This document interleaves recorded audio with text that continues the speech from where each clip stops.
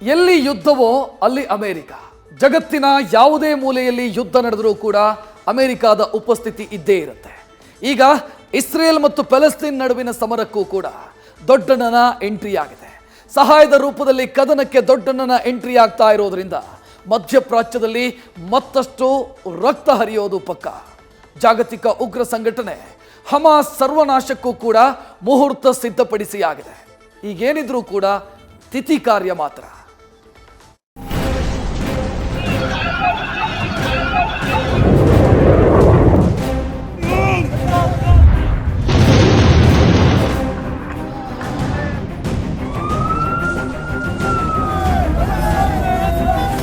Russia Ukraine ಬಳಿಕ ಮತ್ತೊಂದು ಯುದ್ಧ ಆರಂಭವಾಗಿದೆ. ಇಸ್ರೇಲ್ ಪ್ಯಾಲೆಸ್ತೈನ್ ನಡುವೆ ಭೀಕರ ಕಾಳಗವೇ ನಡೆದು ಹೋಗ್ತಿದೆ. ಹಮಾಸ್ ನಡೆಸಿದ ಅಟ್ಟಹಾಸದಿಂದ ಇಸ್ರೇಲ್ ರೌದ್ರಾವತಾರ ತಾಳಿದೆ. 3 ದಳಗಳಿಂದ ಸಮರಕ್ಕೆ ಠೇಂಕಾರ ಮೊಳಗಿದೆ. ಗಾಜಾದಲ್ಲಿ ಅವಿತಿರುವ ರಕ್ಕಸ ಪಡೆಯ ಮೇಲೆ ಇಸ್ರೇಲ್ ಮುಗಿಬಿದ್ದಿದೆ.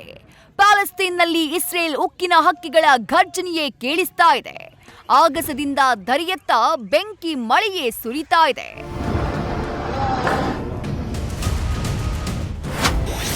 ಯುದ್ಧ ಭೂಮಿಯಲ್ಲಿ ಇಸ್ರೇಲ್ ಸಹಾಯಕ್ಕೆ ಬಂದ ಅಮೆರಿಕ.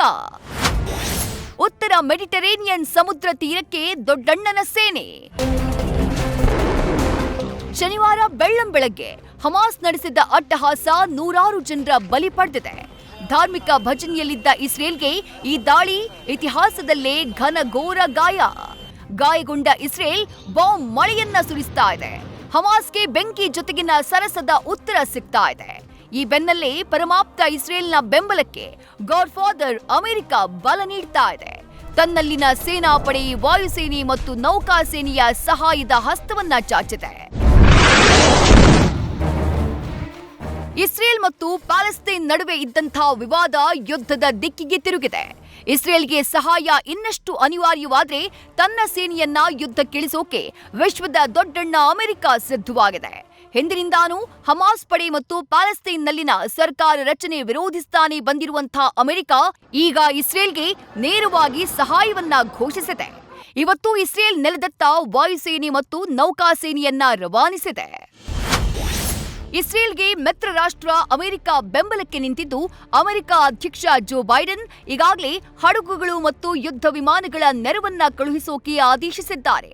ಯುಎಸ್ ಗೆರಾಲ್ಡ್ R4 ಮತ್ತು ಅದರ ಜೊತೆಗೆ ಯುದ್ಧ ನೌಕೆಗಳನ್ನ ಪೂರ್ವ ಮೆಡಿಟರೇನಿಯನ್ಗೆ ಕಳುಹಿಸುತ್ತಿರುವುದಾಗಿ ಹೇಳಿದೆ.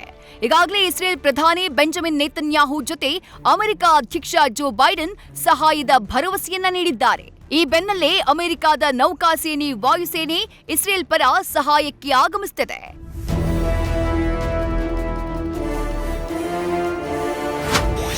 ಹಮಾಸ್ ಉಗ್ರರಿಗೆ ಇರಾನ್ ನಿರಂತರ ಬೆಂಬಲ. ಅತ್ಯಾಧುನಿಕ ಶಸ್ತ್ರಾಸ್ತ್ರ ಜೊತೆ ಹಣಕಾಸಿನ ನೆರವು.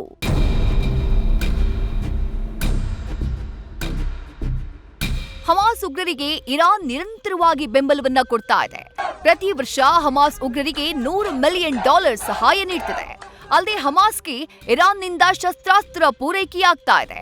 ಅತ್ಯಾಧುನಿಕ ಶಸ್ತ್ರಾಸ್ತ್ರ ಪೂರೈಕೆ ಮಾಡ್ತಾ ಇರುವಂತಹ ಇರಾನ್ ಈ ಯುದ್ಧದಲ್ಲಿ ಬಹಿರಂಗ ಬೆಂಬಲಕ್ಕೆ ನಿಂತಿದೆ.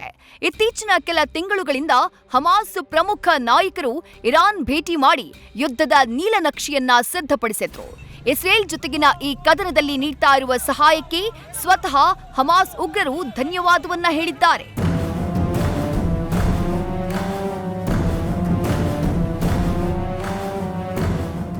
ಅಮೆರಿಕ ಹಣದಿಂದಲೇ ಇಸ್ರೇಲ್ ಹೆಣ ಉರುಳಿದ್ವಾ?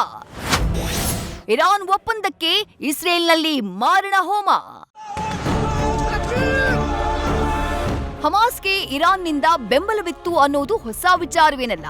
ಆದ್ರೆ ಈಗಿನ ಹಠಾತ್ ದಾಳಿಗೆ ಅಮೆರಿಕ ಇರಾನ್ ನಡುವಿನ $6 ಬಿಲಿಯನ್ ಹಣ ಕಾರಣವಾಯ್ತಾ ಅನ್ನುವ ಚರ್ಚೆ ಶುರುವಾಗಿದೆ. ಸೆಪ್ಟೆಂಬರ್ನಲ್ಲಿ ಕೈದಿಗಳ ವಿನಿಮಯಕ್ಕೆ ಇರಾನ್ಗೆ $6 ಬಿಲಿಯನ್ ಅಂದ್ರೆ $600 ಕೋಟಿ ನಿಧಿಯನ್ನ ಅಮೆರಿಕ ನೀಡಿದೆ. ಈ ಕುರಿತು ಬೈಡನ್ ಸರ್ಕಾರವನ್ನ ಮಾಜಿ ಅಧ್ಯಕ್ಷ ಡೊನಾಲ್ಡ್ ಟ್ರಂಪ್ ಟೀಕಿಸಿದ್ದಾರೆ. ಈಗ ಅಮೆರಿಕ ಕೊಟ್ಟ ಹಣವನ್ನೇ ಹಮಾಸ್ ಉಗ್ರರಿಗೆ ಸಹಾಯಧನವಾಗಿ ಇರಾನ್ ನೀಡಿದೆ. ಇರಾನ್ ಸಹಾಯ ಪಡೆದು ಹಮಾಸ್ ಉಗ್ರರಿಂದ ಇಸ್ರೇಲ್ ಮೇಲೆ ದಾಳಿಯಾಗಿದೆ. ಜೊತೆಗೆ ಬಹುತೇಕ ಇಸ್ಲಾಮಿಕ್ ರಾಷ್ಟ್ರಗಳು ಹಮಾಸ್ ಬೆಂಬಲಕ್ಕೆ ನಿಂತಿವೆ.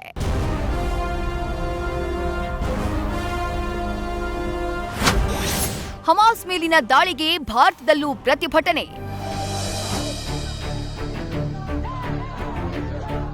ಹಮಾಸ್ ಉಗ್ರರನ್ನ ಖಂಡಿಸಿ ಇಸ್ರೇಲ್ಗೆ ಭಾರತ ಬೆಂಬಲಿಸಿದೆ.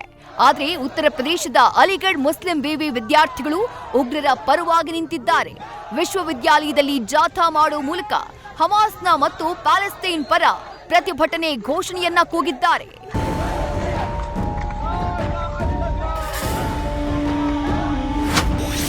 ಇಸ್ರೇಲ್ ಹಮಾಸ್ ನಡುವೆ ಸಂಧಾನಕ್ಕೆ ಬಂದ Qatar.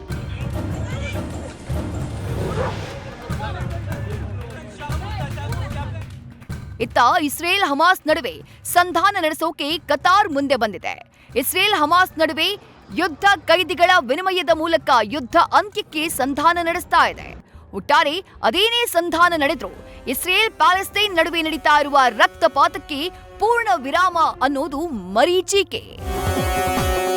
News first bureau. News first ನಿರ್ಭೀತಿಯಿಂದ ನಿಮ್ಮ ಪರವಾಗಿ.